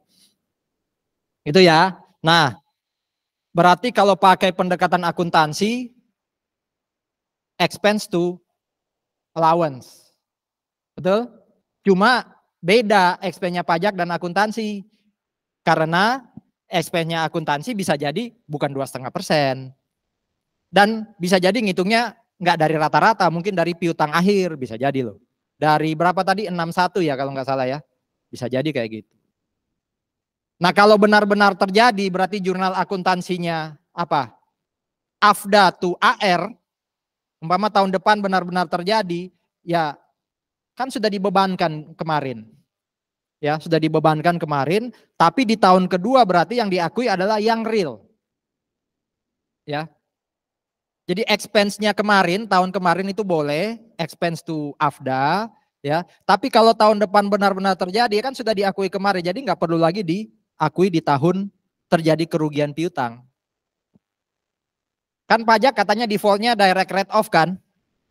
Kalau benar-benar terjadi nggak perlu diakui lagi, selama kerugian piutang yang terjadi itu masih masuk dalam 2,5 kali rata-rata tadi. Bagaimana kalau ternyata saya hitung 2,5 kali rata-rata, anggap aja ketemu 100. Ternyata tahun depan yang rugi cuma 20. Paham ya?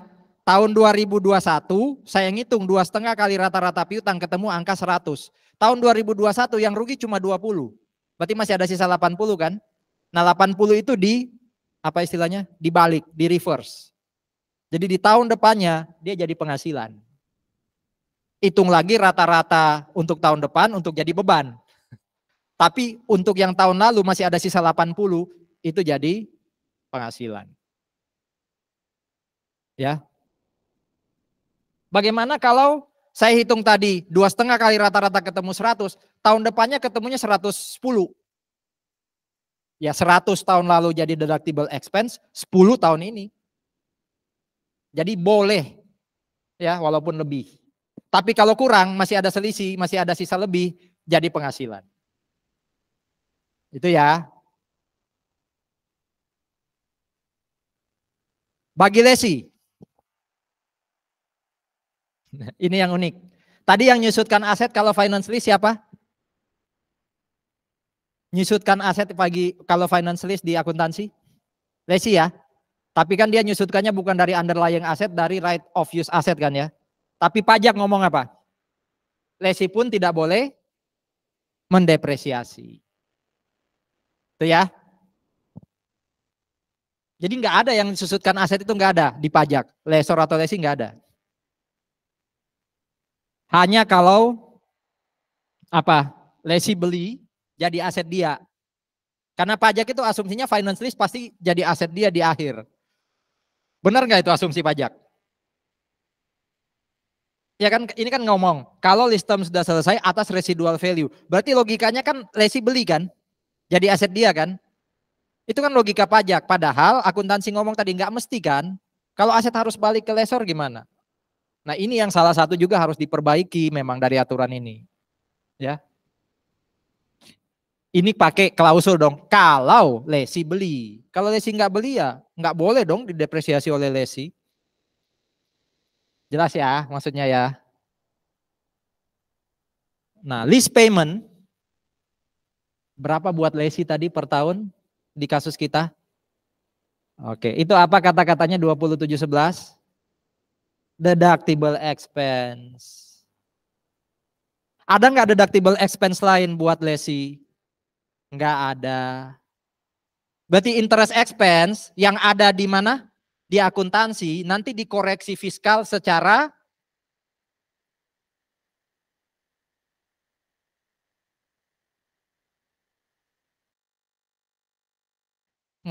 lease payment-nya di 2019 2711. dan itu deductible di pajak, berarti koreksinya negatif. Karena bebannya pajak lebih besar. Berarti enak dong pajak. Secara pajak enak dong.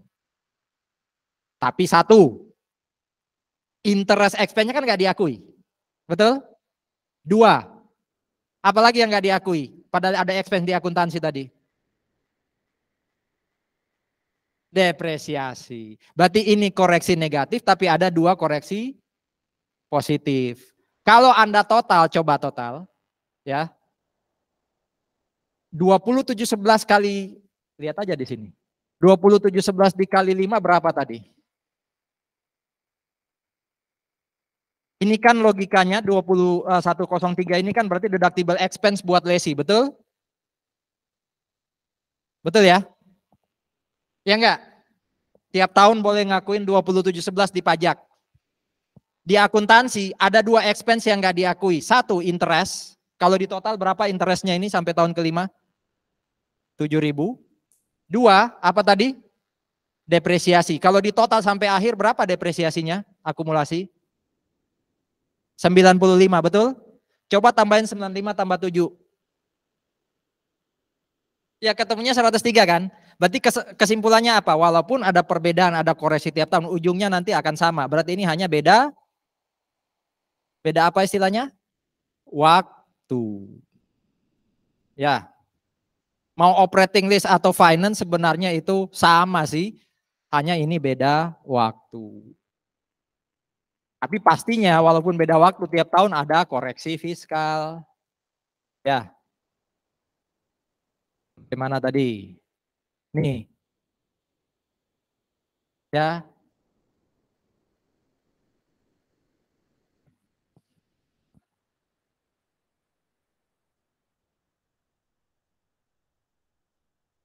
Yang bisa beban leasing juga silakan. Pajak kan nggak terlalu ngaruh toh. Nggak masalah.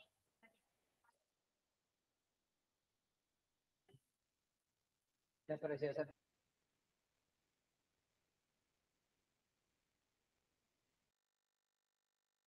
Kan interest buat depreciation nggak sama dengan 2711 kan. Tapi kalau di total sekali lagi sampai akhir tahun kelima, makanya saya hitungin tadi 95 plus 7, ya itu bisa 102 atau 103. 2711 kali 5 kan juga 103. Jadi sebenarnya itu beda waktu aja. Ya, yang lain. Kalau tanah kenapa ya?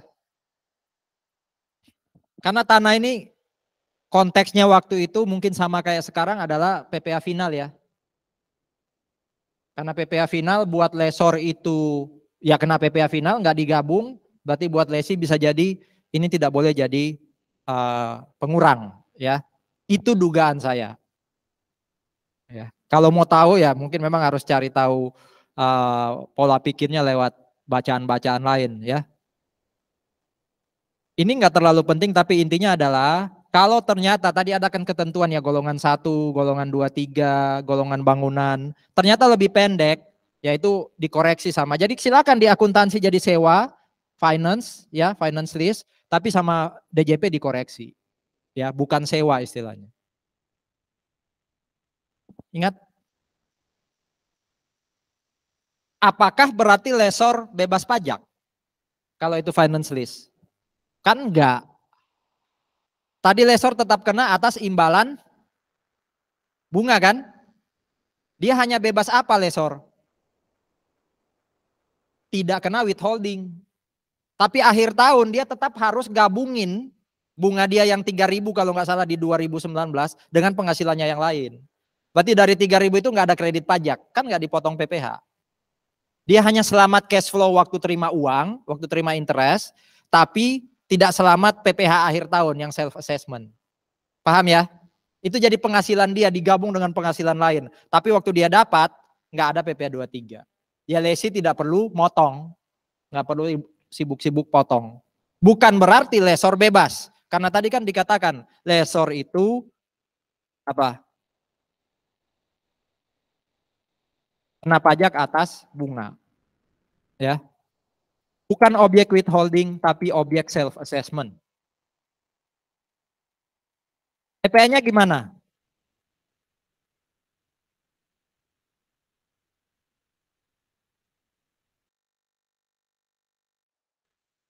Leasing kena PPN nggak kalau baca ini?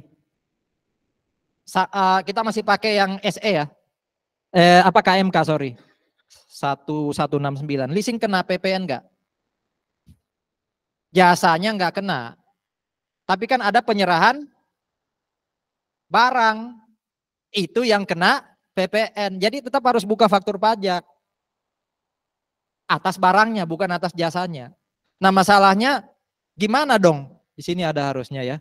Gimana dong mengkalkulasi besarannya DPP-nya barang? Ya bisa jadi harga jual. Ya, bisa jadi harga jual. Jadi buka faktur pajak di awal itu langsung atas total harga jual equipment. Tapi besok-besok tahun depan kan 5 tahun tadi ya, itu nggak perlu ada PPN lagi, dia di awal. Gitu ya, paham ya? Jadi jasanya nggak kena, yang bunga tadi tuh loh 3.000 berapa per tahun nggak kena PPN. Di aturan kita ini. Tapi barangnya, ya harga jualnya dong jadi DPP. Kalau operating lease buat lessor, berarti setiap terima lease payment, dipotong dong PPh 23. Akhir tahun 2711 dong. Ya, yang jadi penghasilannya lessor. Betul ya? Tadi 2711 kan? Itu kan kita hitung. Masalah dia jadi finance atau operating belakangan. Kalau ternyata di soal disebutkan, oh itu operating ya berarti semuanya kena pajak. Kalau finance tadi gimana? Yang kena hanya bunga. Ya. Jadi lebih enak sebenarnya pakai mekanisme finance. Makanya tadi pengecualiannya kan agak keras si siapa? Si DJP. Kalau tidak memenuhi syarat-syarat ini kamu operating, berarti lessornya kena pajak lebih besar. Depresiasi boleh. Jadinya beda waktu dong ya. Iya enggak? 2711 di akuntansi kan bukan income, betul? Akuntansi tadi 2711 jurnalnya gimana? Cash to lease receivable, betul? Tapi di pajak ya kena pajak. Berarti itu jadi income. Itu sudah koreksi positif. Tapi ini ya buat lessor kalau operating lease, oh kalau ini sama. Operating lease kan juga yang nyusutkan di akuntansi kan lessor ya. Jadi koreksinya hanya atas 2711 buat lessor. Positif. Karena di akuntansi bukan income, pajak akuinnya sebagai income. Buat lesi kalau itu operating lease, kembali ke contoh kita 2711 itu deductible expense. Wajib potong PP 23 atas lease payment kalau operating lease. Selama lesinya boleh motong. Kalau lesinya orang pribadi, bukan pengusaha, bahkan nggak punya NPWP yang nggak boleh motong. Makanya tadi kalau bukan NPWP dan orang pengusaha tadi, itu bukan sewa gitu. Ya, bukan sewa. Sama penyerahan jasanya terutang PPN. Jadi biaya sewa keseluruhan yang 2711. Ya, itu terutang PPN. Apa yang diatur di SE 129 ini lebih jauh dari 91. 20 tahun ya. Dari 91 ya. Sampai sekarang sudah 10 tahunan. Di sini diatur ada 3 sebenarnya leasing menurut pajak. Finance lease, operating lease, dan sell and lease back. Coba artikan sell and lease back secara harafiah. Disewain, tapi disewa balik. Jadi sebenarnya itu apa sih? Saya punya aset, tak sewain ke Anda. Saya terima uang ya, terus saya sewa lagi. Berarti aset itu ada di awal atau yang akhir tadi? Di saya atau di Anda? Di saya kan? Apa itu sell and lease back sebenarnya? Saya kasih Anda aset, Anda bayar, terus saya sewa lagi. Berarti aset di saya. Terus buat apa kita bertransaksi sell and lease back?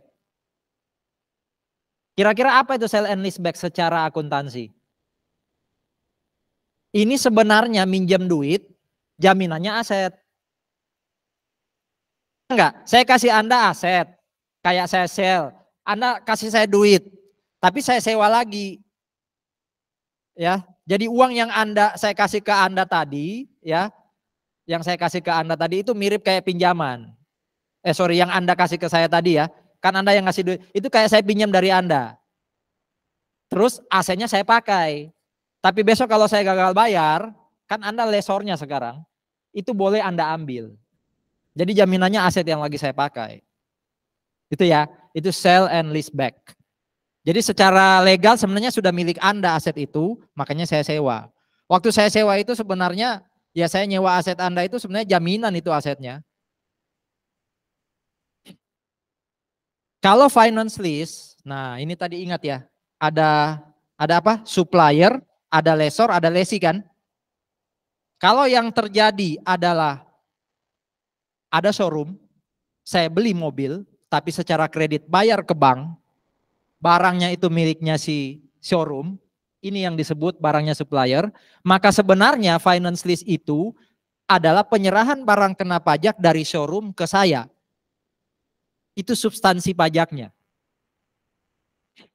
Jadi bukan dari bank ke saya, tapi dari supplier ke saya. Berarti nanti ada PPN dari mana ke mana?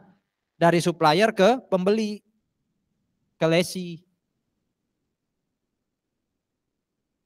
Kenapa? Lessor di sini siapa? Dari contoh saya tadi. Kalau barangnya milik supplier, tadi kan ada showroom, ada bank, ada lessee, ya. Lessor di sini siapa? Bank kan? Bank nggak wajib jadi PKP. Kan dia tidak menyerahkan apapun.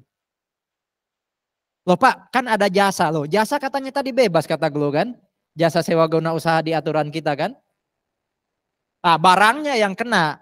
Berarti siapa yang buka faktur pajak? Siapa yang buka faktur pajak? Halo? Supplier, lessor atau lessee yang buka faktur pajak, faktur PPN? Supplier. Wajib bikin faktur. Berarti yang wajib jadi PKP itu ya supplier selama 4,8 ke atas gitu ya. Nih, ini harga, sorry DPP-nya ini. PPN loh ya. Apa? Switch otak Anda ke PPN. Kalau PPH kan tadi sudah ada aturan-aturannya ya.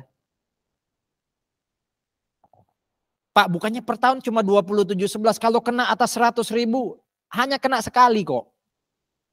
Kan barang sudah diserahin, berarti harus atas total harga. Besok-besok kalau bayar 27,11 lagi per tahun sudah nggak ada PPN kok. Gitu loh. Bagaimana kalau itu barangnya lessor? Jadi saya dengan bank langsung transaksi dan itu barangnya bank. Boleh dong barang punya diversifikasi usaha, bank punya diversifikasi usaha, boleh kan? Apa katanya di situ Glo? Berarti kena PPN enggak Glo? Kena atas apa? Yang bawah. Sama kayak tadi itu loh, BKP. Yang kena BKP-nya atas apa ya, harga jual. Jasanya enggak kena. Jasanya enggak kena. Jasa leasingnya enggak kena. Kalau itu barangnya lessor. Nah, lessor yang pungut PPN ya harus jadi PKP. Walaupun lembaga keuangan umumnya transaksinya itu yang dulu ya jasa keuangan bebas PPN kan ya. Sekarang kan rata-rata jadi, Anda tahu nggak ya, Anda paham nggak ya, waktu kita ngisi e-wallet itu ada PPN loh. Betul ya? Tapi bukan atas nominal uang yang kita dapat. Atas apa? Saya nggak tahu. Waktu ngisi e-wallet itu ada biaya nggak sih yang di-charge ke kita? Ada nggak? Ada ya? 1.000. Walaupun sama-sama bank. Umpama saya e-wallet Mandiri, saya isi di channelnya Mandiri. Masa ada? Nggak ada kan? Kalau umpama ngisi di Indomaret, ngisi di bank saya nggak, antar bank lain mungkin nggak bisa. Pokoknya kalau ada biaya di situ itu include PPN 11%. Dulu nggak ada.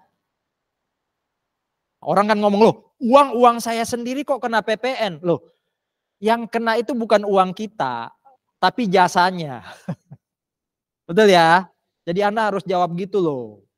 Bela dikit negaramu, ya kan?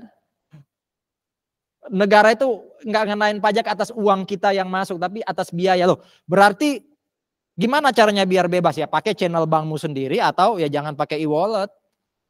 Kita bertransaksi itu kan biasa berarti ada resource-nya bank yang kita ambil kan.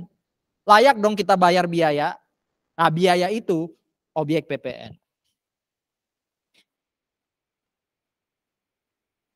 Kalau uang kuliah kena PPN, di mana jasa pendidikan sekarang sudah bukan non JKP, betul ya?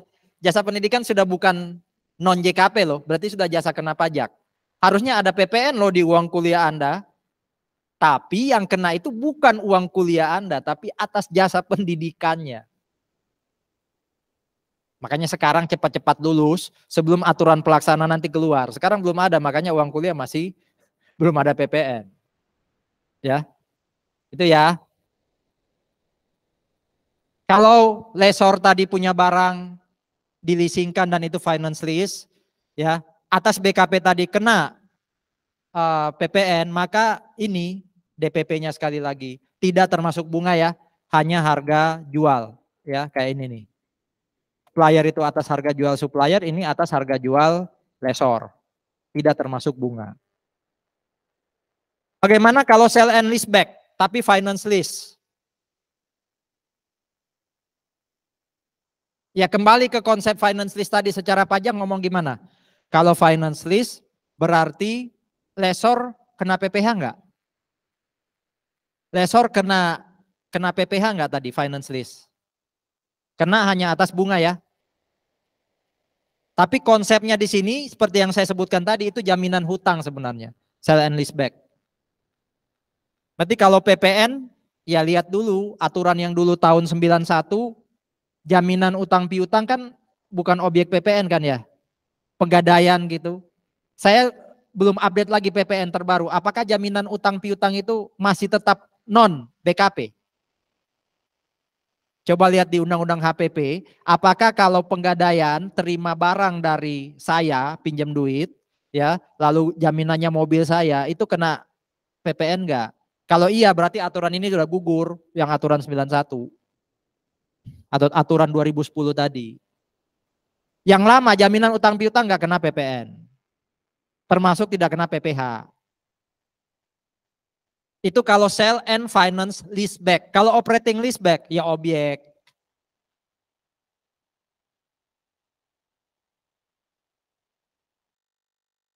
Operating sampai sini ada pertanyaan.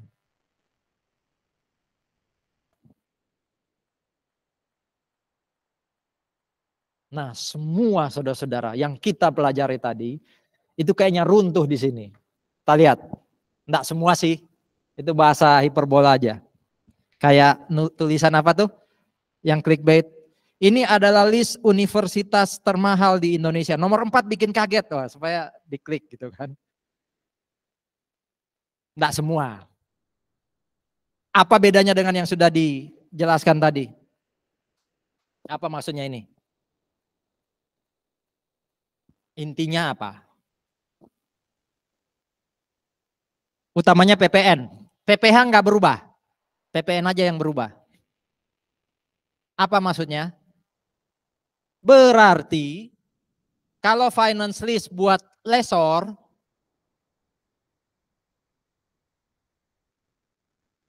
tadi kan kenanya atas interest ya. Iya kan? Secara total itu bukan apa? Tadi ada istilah jasa pembiayaan yang ini nih. Nah ini. Kalau barangnya lesor, finance lease, maka kenanya hanya atas BKP. PPN sekali lagi kita ngomong ya. Tapi dengan adanya kalimat ini, dulu jasa pembiayaan itu negatif list. Negatif list artinya apa? Tidak kena PPN. Sekarang dicoret, berarti kena PPN. Berarti kalau yang ini, kembali ke sini, dua-duanya kena PPN. Itu aja yang berubah. Sekarang PPN. PPh tidak berubah. Kita asumsi yang 1169 tadi tetap berlaku. Nah, ada sedikit yang harus didiskusikan